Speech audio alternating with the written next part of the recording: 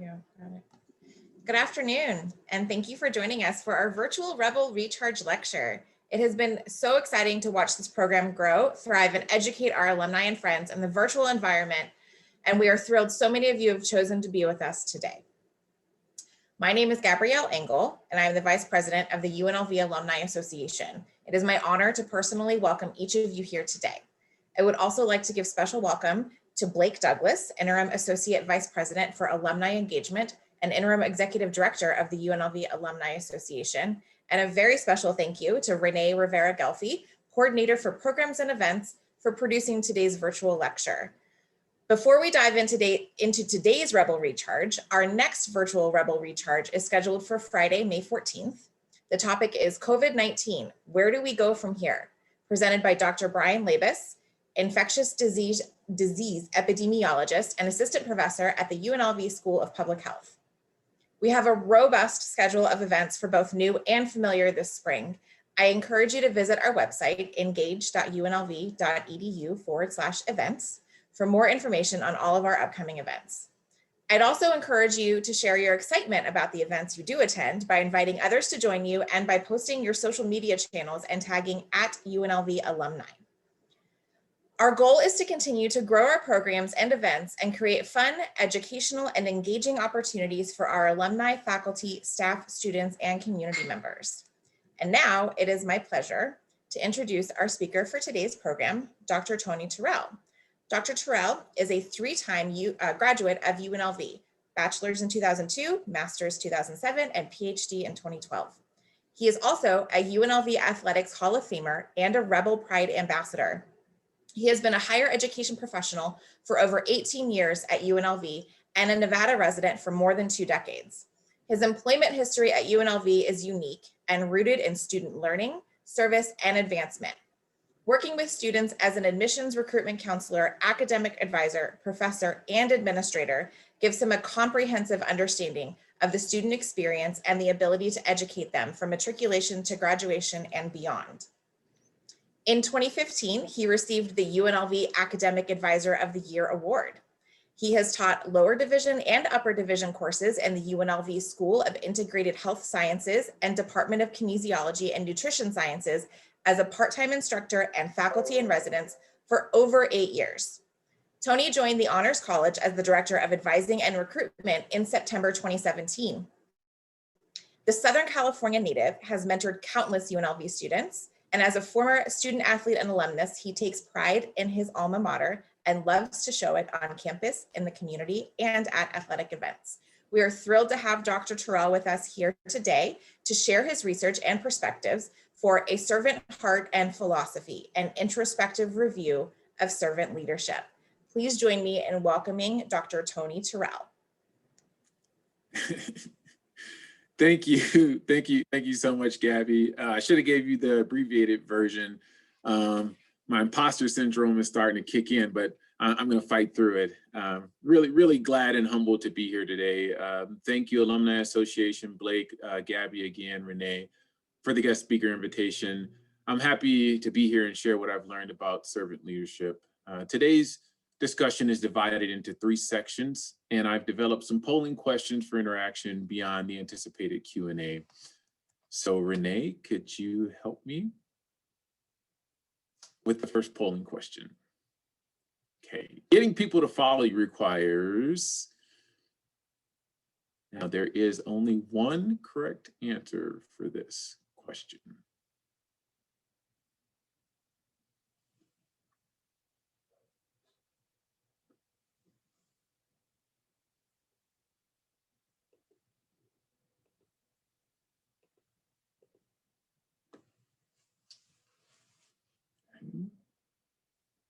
Are all the answers in? I can't see the results on my end. We're waiting on 3 individuals. Okay. Process of elimination. No Google searches. All right. Give you 5 more seconds. Okay.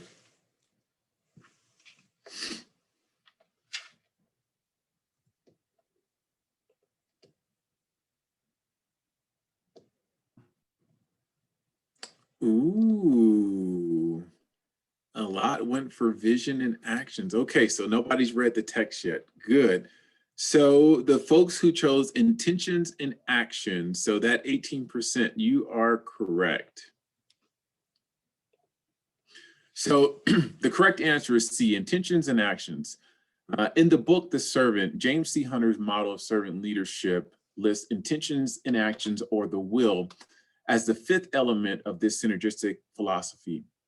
Getting people to follow you requires leaders to begin with the end in mind. And that's taken from Dr. Covey from the 7 Habits of Highly Effective Leaders. So they begin with the end in mind, and they master the habits or the skills that ultimately are responsible for the leader's compelling why. I believe that leaders are developed, and leadership is a feeling that hunts you until it's fully embraced. For example, I was bullied directly and indirectly throughout my high school and college career, and it taught me one of the greatest lessons. It taught me what not to do and how to treat people. Unfit leaders and negative life experiences could have ruined me, but they resulted in a competitive advantage and fueled my work ethic. I can remember for being teased for being overweight in high school and not at the same skill level as my teammates. It was a perfect storm for quitting and being a hermit. But something inside me said, be patient, use the off season to get mentally and physically fit. I became an all-season high school student athlete playing football, basketball, track and field, and was eventually chosen to be a team captain. I held all of my teammates to a high standard. And at the young age of 16 years old, I possessed a leadership blueprint, good character, and strong will that was respected by my teammates. According to Norman Schwarzkopf, leadership is a potent combination of strategy and character. But if you must be without one, be without strategy. Dwight L. Moody adds, character is something we do or you do in the dark. I can vividly remember the dark hours and what I sacrificed to reach my academic, athletic, and professional goals. So what is servant leadership? Let's get back to the crux. It's the opposite of a command and control style leadership. Servant leadership is essentially treating people like you want to be treated, but the key, the cheese on the lasagna, so to speak, is having the discipline and humility to remember when. Remember when? Yeah. Remember when you were not the boss. Remember when you were not an adult. Remember when you are not educated. To me, it's finding solace in being the zero or hero in any situation. Why should you care about servant leadership? Well, businesses or organizations need people to run efficiently. Workplace training and also professional development is a lucrative industry. So we need people, we need to care about them in a meaningful way. When you think about servant leadership, it's people-oriented, and it's a paradigm shift in leadership philosophy, but also behavior. It's greater than the self. It's rooted in the mission, values, and goals. And this is why I work in higher education. UNLV is my amusement park, and I've been granted an all-access pass. Moreover, working here at UNLV keeps me young. So the core message of servant leadership is to lead is to serve. This really resonates with me because every leader I admire or love possesses one or more of the servant leadership pillars. And I have witnessed them go above and beyond to meet the needs of others. I get emotional, baby. I get emotional when I think about these leaders in my life, and I can recall on one or more occasions saying that I would run through a wall for them, or I would move heaven and earth for them. It's not surprising that I sum up these feelings as love, and love is one of the servant leadership pillars. Okay, next polling question, why I got your attention. Go ahead, Renee. This is more for my own curiosity. It's not really a right or wrong answer.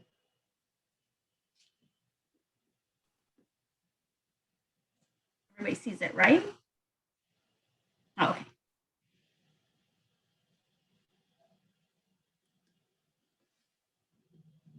I want to see who's done this best in your life as a service leader example, servant leadership example. Give about 5 more seconds. We're just waiting on a couple.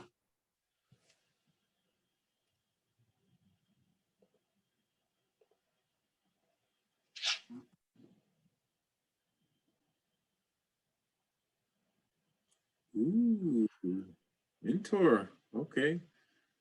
Good. I would have guessed parent or parents, but mentor. Wow. So that definitely upsells the value of our mentor programs at UNLV. Thank you. Thank you for your honesty and participation. So part 2 of the talk, I want to talk a little bit more about myself, which I hate to do, but in preparation for this discussion, I recalled that I cultivated a servant leadership mindset as a youngster, as a youth. Witnessing the hardships that my mother endured as a single parent softened my heart. It really did. My environment is the reason why I feel obligated to give back and share what I've learned. And higher education has been the greatest platform to do so. When I came to UNLV in 1998, I was living on a prayer like Bon Jovi.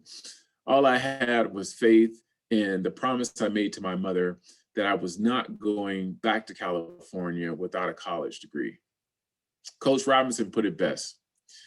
Winners are developed here in academics, athletics, and life.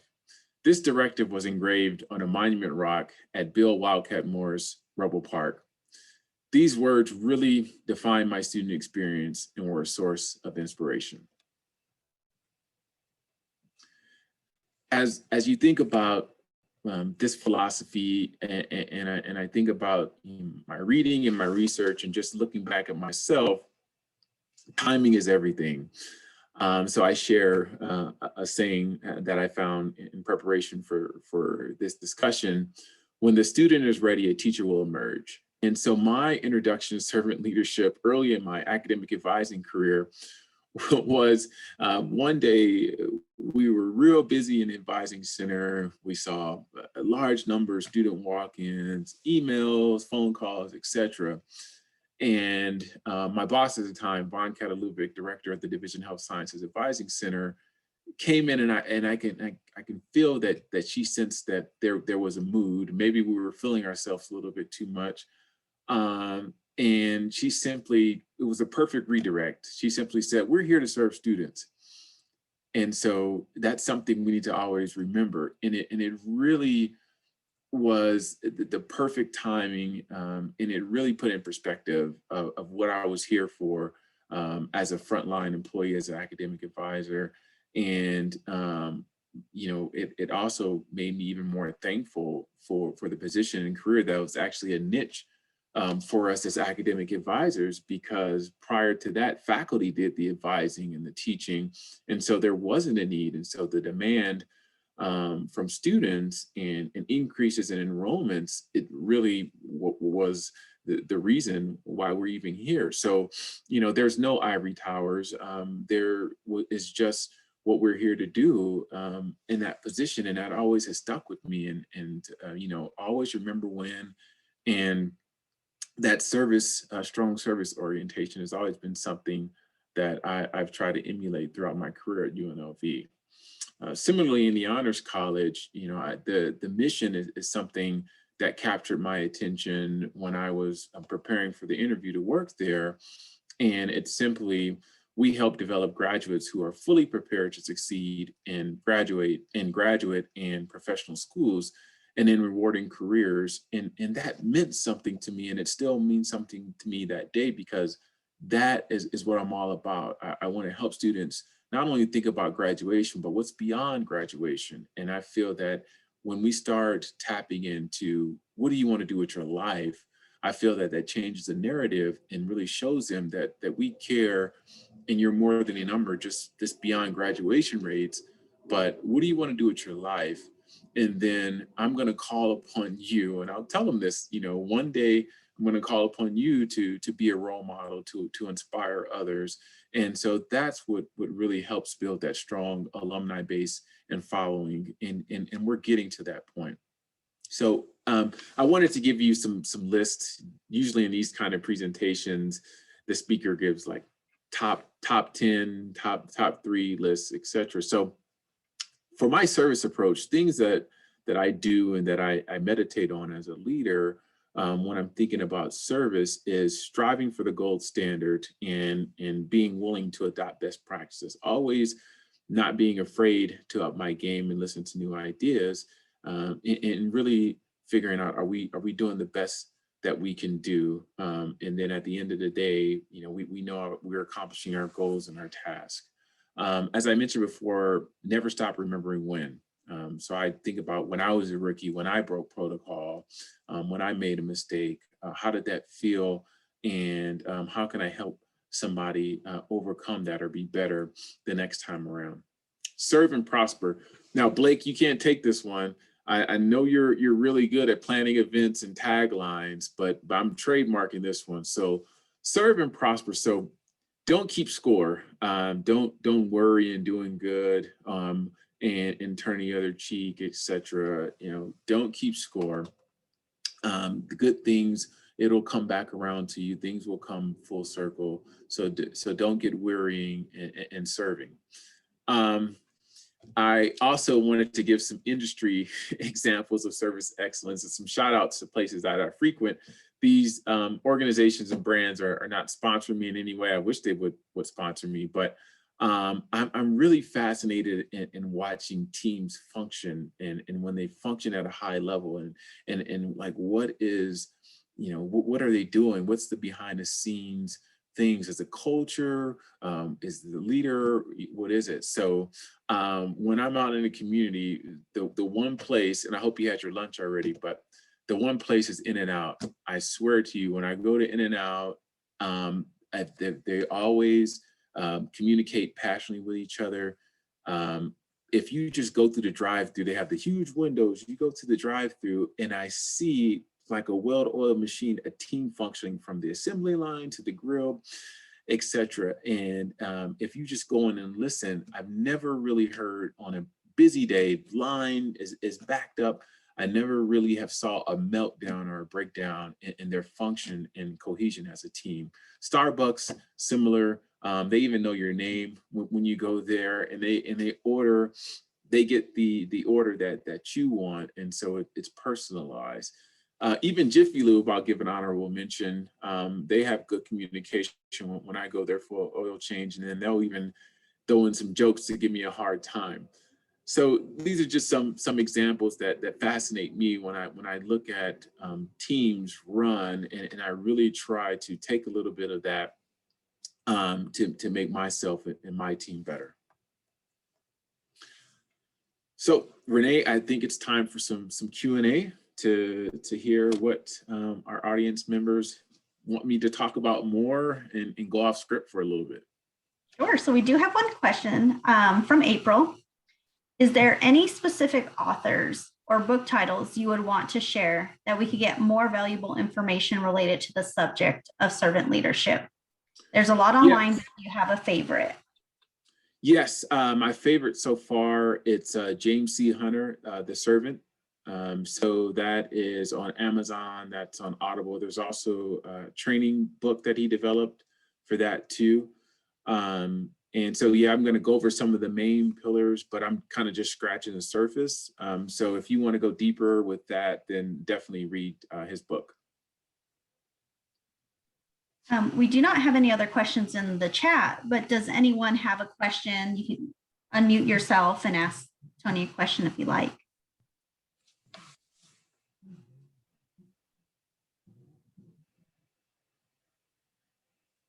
I don't believe at this time. Okay. Let's keep going. So next polling question.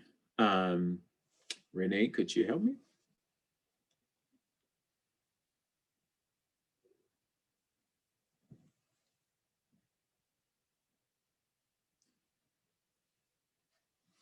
Are servant leaders born or developed?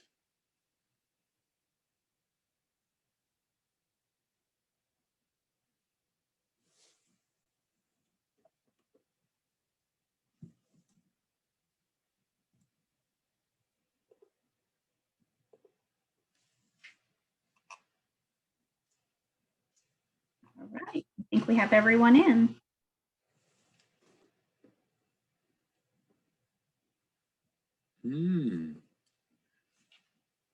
Yes, okay, so let me be careful with this one. So this one's a little bit different. The correct answer can be debated, but servant leadership experts say servant leaders are developed because it's a skill that's cultivated over time.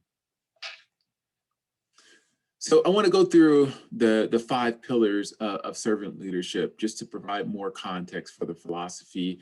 And these are taken from James C. Hunter's book, The Servant. So number 1 is leadership. So the leader, one who identifies and meets the legitimate needs as opposed to the wants of others, and has developed the skills of influencing people to enthusiastically contribute their hearts, minds, and resources towards goals identified as being for the common good. So servant leaders are solution-oriented, and they legislate the behavior of their teams to hold them accountable for demonstrating performance standards and achieving identified goals. And so something that I use in practice in my leadership is asking my team when we're at a moment of stress or we're all feeling a little bit worn down, or an exchange with a student didn't go right, are we winning the hearts and minds of our students? Do they see that we're genuine in the service that we're providing? And then that tends to open things up a little bit more and help to build rapport with the students and the peoples that we serve.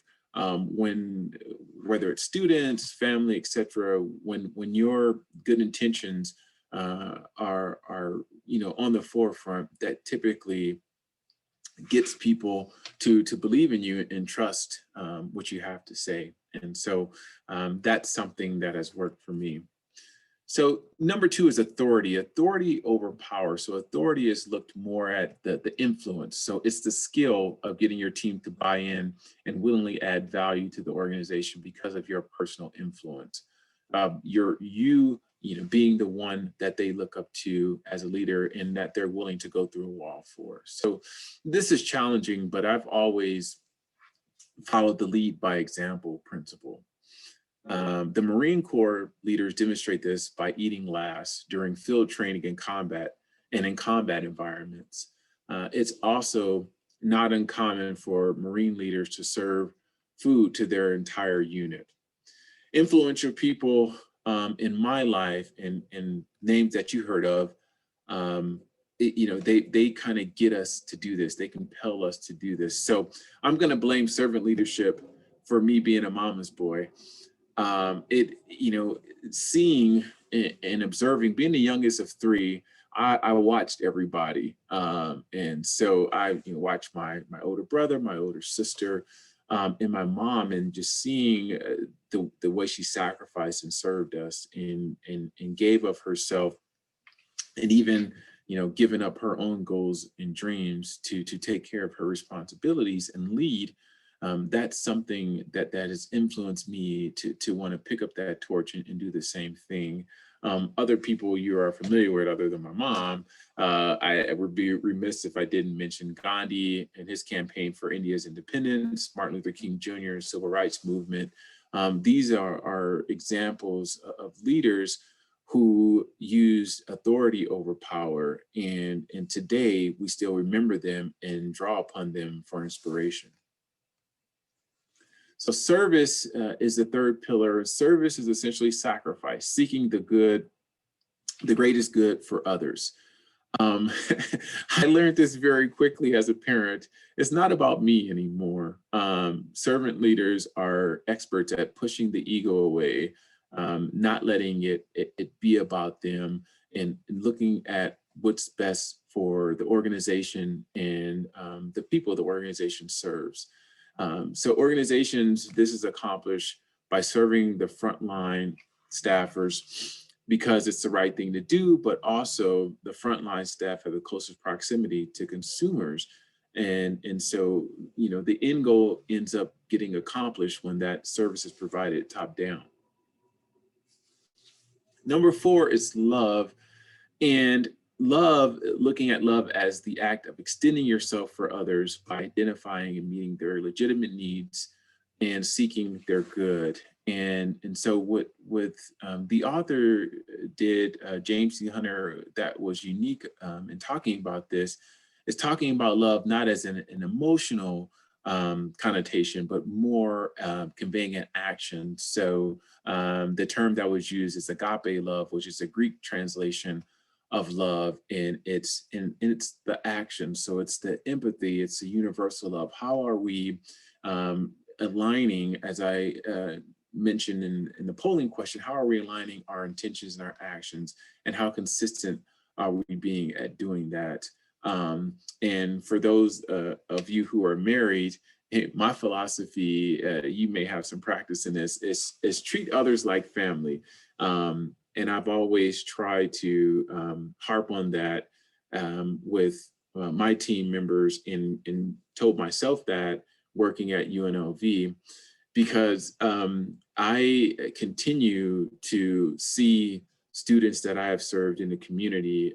I even seen them in a hospital when my children were being born, working in health sciences. Students go on to be nurses, physical therapists, etc. So I end up seeing them in different service industries, or whether it's a restaurant. And so I'm always thankful. It's like, okay, I'm glad I really try hard to treat every student the same, because when you want that service to be reciprocated, I feel like, okay, yeah, it's like, oh, hi, Dr. T. And so it's always pleasant. And so never getting too high and feeling like, oh, I'm higher than the student, because when the tables are turned, it won't feel so well if you didn't provide a high level and genuine service. And so back to my other example with family members, actual family members, I think most of you would be able to agree that you have a certain relationship with your immediate family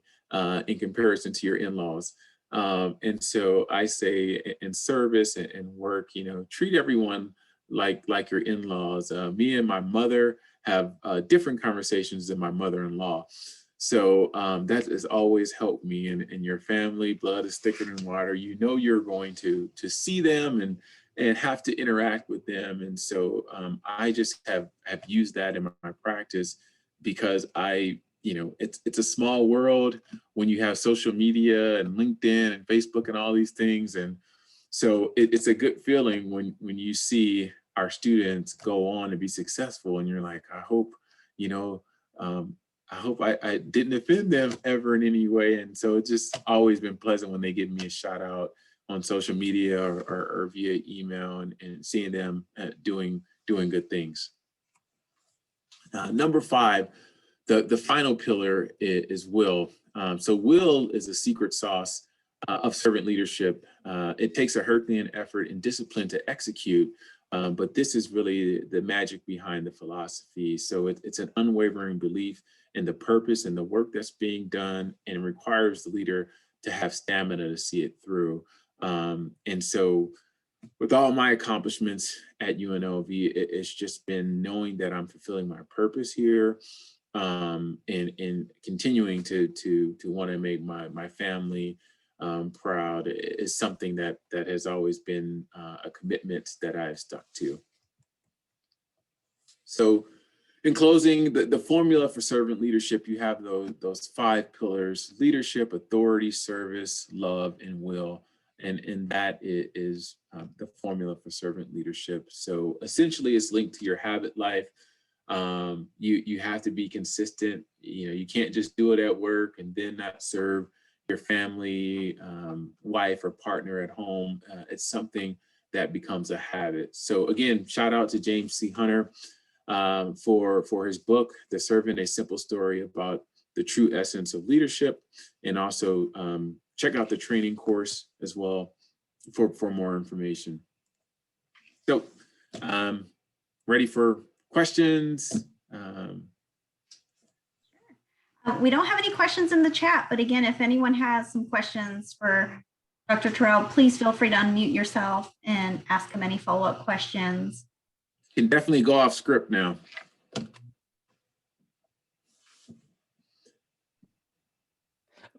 by any chance, did your mom attend UNLV at any point in her academic career? Yes, surprisingly, so I talked about earlier sacrificing those goals. She has attended, she has 2 associate degrees from CSN. She has a bachelor's and a master's from UNLV, and she's working on her PhD at UNLV. Wow. Yeah. I was just curious because about 30 years ago, I had a student in my class whose name was Yvonne Terrell. Oh, yeah, no, no, it was Sherry McKnight, Sherry or Thule. Okay. But great question. Yeah, Okay. yeah. She blames it on me. She says I inspired her to go back and get her additional degrees. So That's fantastic. yeah. So it's good to see her finally fulfill those dreams. Neat. Thank you. Mm-hmm.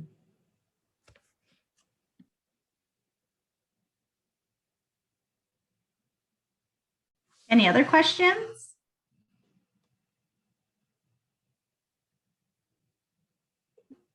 Well, for me, Tony, I just know that I love this topic of conversation and being a servant leader. And I do take some of my experiences through my life and through some of the people that have impacted me on how I want to become a leader. And so what you said definitely resonates with me. And that's how I try to live my life, is treat others with respect. And, you know, we never know if one of our students is going to become our bosses one day. So, you know, we never want to burn those bridges. And I love the idea of that.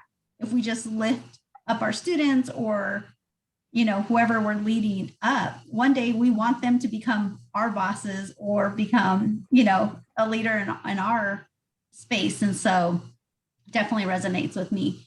Erica does have a question.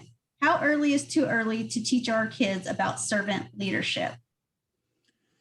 I think that the time is now. A lot of it is going to be what you do and how you interact with them, and how you prioritize your time.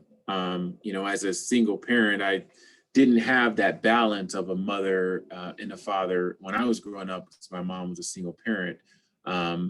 So I always knew my mom work, and never have much downtime. So I blame it on her that I'm a workaholic. But now what I've started to do is I'll just get up at 3 or 4 in the morning and work on things. So then I have that time when my kids are awake to be able to do things with them. So it's a balance. But, you know, I want to have, you know, the best of both worlds. I, you know, so whether it's, you know, if that's spending time, I'm a part-time instructor. So if that's spending time, I need to know that I don't want to spend all Saturday grading and prepping for class or for work for the next week. So I'll get up and sacrifice that sleep time.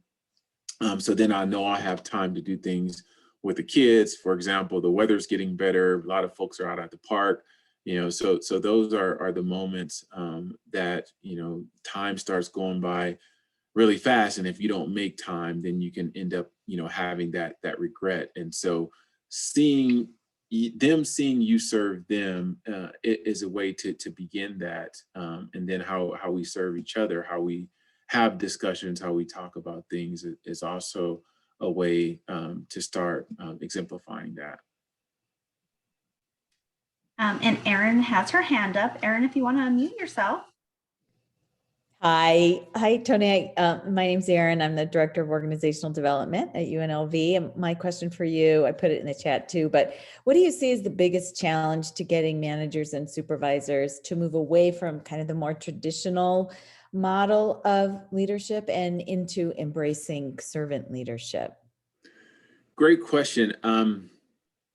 I think you have to do the self-analysis first, and know that you have to do the research, and then can I implement something like this?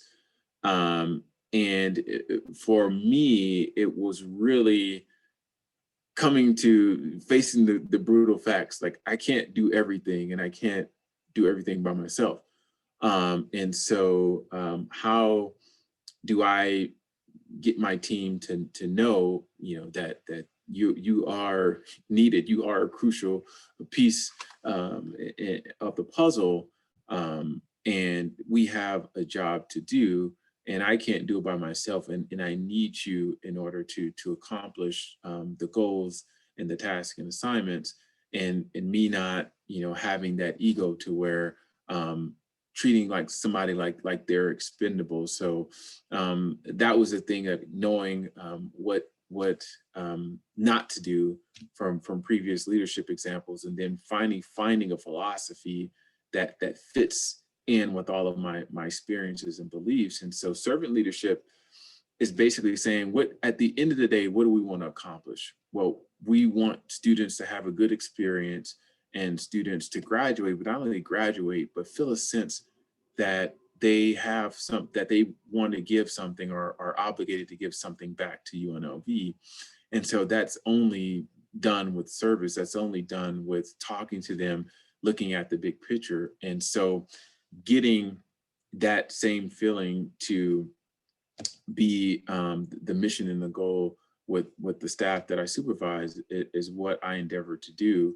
And so so it's not about me. UNLV is going to, after I'm done, is going to go on and continue to bring in more and more students. But the time that we're here, what success stories, what is going to be the next profile that the Alumni Association highlights that we could be a part of, and sharing that success and inspiring other students. So that's what I love about the institution, the research, the stories, and the things that inspire us. I'm constantly looking for that next thing, and want to be a part of keeping our traditions and the spirit of UNLV alive, because I really believe that higher education changes lives, and it has for me. So it's trying to get everyone to buy in into the pomp and circumstance of that, in the spirit of what we're trying to do. So the challenge is, you got to do the foundation, that the leadership, by example.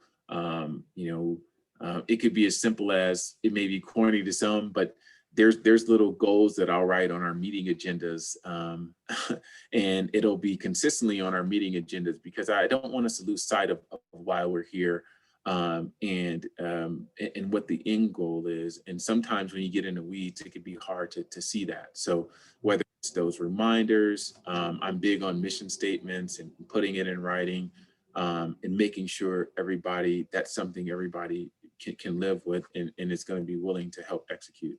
Yeah.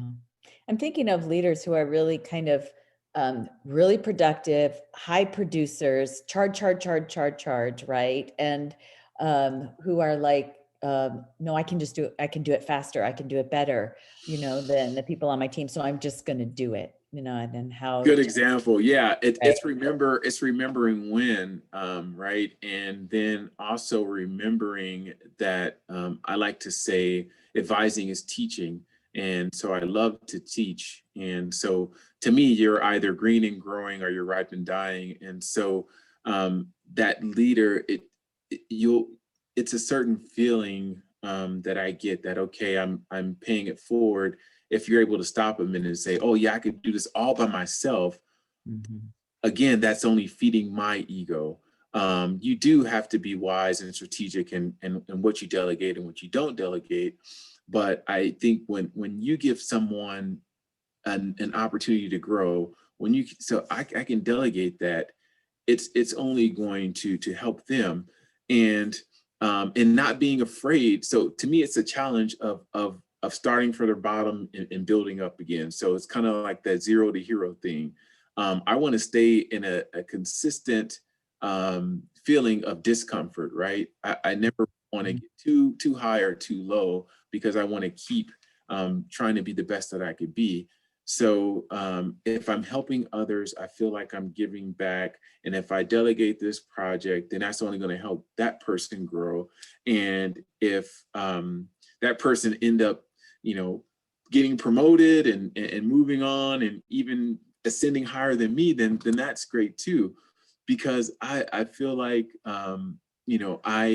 I am here, and I've been blessed with everything that I have. So why not help others? And I know that I'm where I need to be right now. So it takes maturity. Like I said, it takes a lot of maturity and will to not get so focused on me and I'm great and I can do all this by myself, and looking at, well, what does my team need? Does my team need a new project? Do they need to be challenged? What could I delegate? What could I delegate? So sometimes you have to take a step back and look at those things as a leader. Yeah. Thank you so much. Yeah. Thank you. We have another question in the chat. Do you have any guidance on dealing with people who use more of an iron fist leadership versus the topic today? Yeah, people have choices. I don't own my staff, my team. They can choose to get up and go to work, or they can't. They can choose to take advantage of multiple sick days, or they can't. And so that's something that the iron fist manager has to think about. Folks are becoming more innovative these days and opening their own business. So you have to think about morale and retention too, if that's your philosophy. And I also, I want someone to willingly want to come to work and want to serve in the way that I do. And when something is forced, it's not going to come out on the other end in a good way.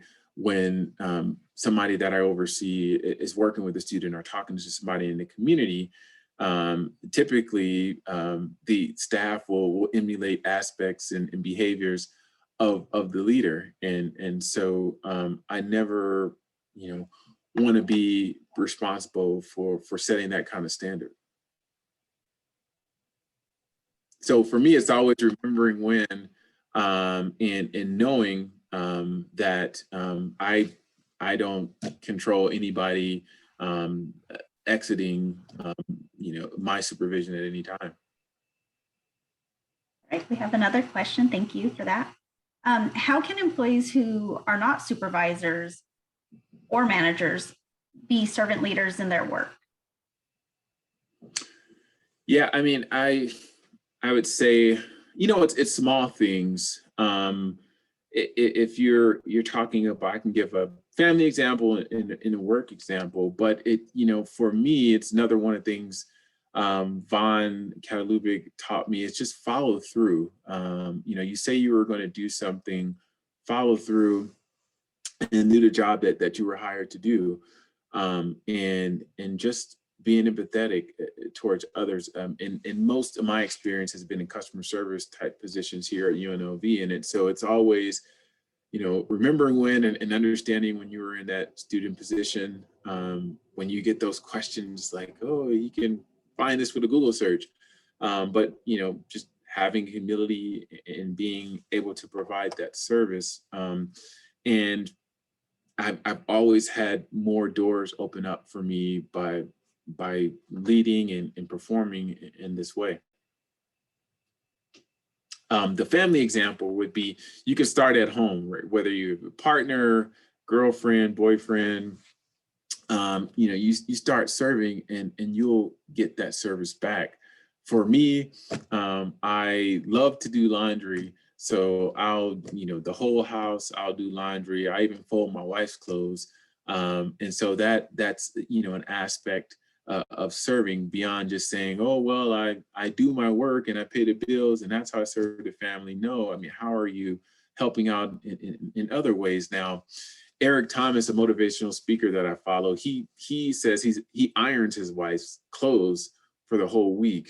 Now he's got more on me. I haven't crossed that threshold of servitude yet.